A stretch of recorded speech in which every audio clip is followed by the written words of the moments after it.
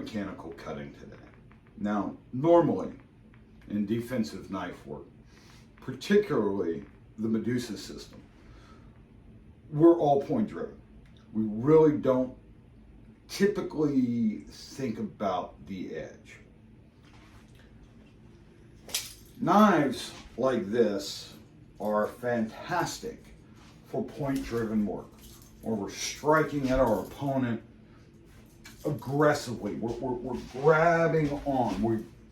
As we say in Medusa, shock, latch, stab.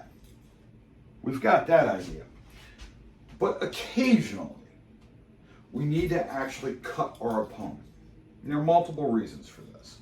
Now, using Bob here as a dummy, I want to demonstrate the incorrect way versus the correct way. The incorrect way, and mind you, I am talking about with a pocket knife, not a sword, not a sword-like object, not a big Bowie knife, but a pocket knife, something that you would be carrying to defend yourself. We are presented with a knife. Now, a lot of times in many martial arts, what we will see is somehow he has presented his weapon to me, and magically my weapon is now in my hand. And I'm going to do some cool Filipino martial arty thing where I'm going to step offline, I'm going to slap this weapon out of the way, and I'm going to cut this guy.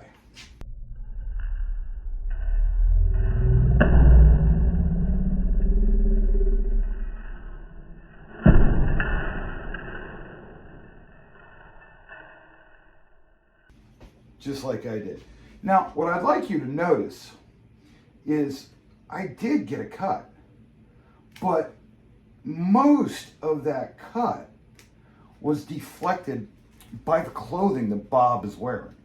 This would not have slowed Bob down in the slightest if we were actually fighting. He might not even notice that he was cut. However, if I make my priority in this order, I have to deal with this weapon. He is threatening me. I've got to do something to control this. So shock is our first option. Boom, right into the eyes. He's going to do something. So we've got to get in and get that overhook. There are ways you can get here. This isn't about finding this position. That's a whole separate discussion in and of itself. So please understand, what I'm talking about is once we're in this tied up position. Now, typically, we're going to be accessing our weapon, feeding it into various target zones over and over and over. But we have this weapon to contend with. To minimize his ability to use this weapon and maximize my ability to do damage to this person that's trying to cause me some form of grievous harm, or maybe I'm defending somebody else, wife, children, what have you. We look at biomechanical cutting.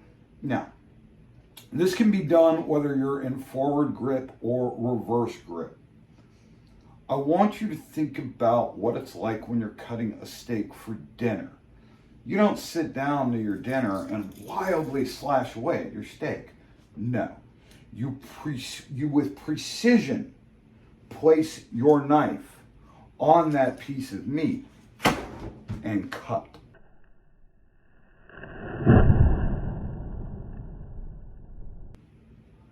Now, I'm going to take this bicep out of my target here, and we're going to have a good look at it.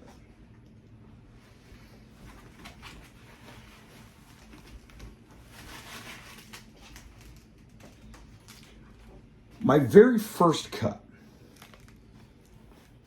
this is all it was. A very, very surface cut. My second cut is that. Picture this being muscle fiber. This would disable an arm. This would be annoying at best. So, there are times when we are tied up with our opponent that it does make sense to cut, to apply pressure with that knife to get an effect on our opponent. But still remember, the point is king. And the only reason we're cutting our opponent is so that we can get to where we can apply that point. Okay? Hope that clears up a little about this whole subject. And if you have any more questions or would like to discuss this, feel free to get in contact with me through Facebook or Instagram or YouTube or any of the places where this is going to be posted. Y'all have a great day.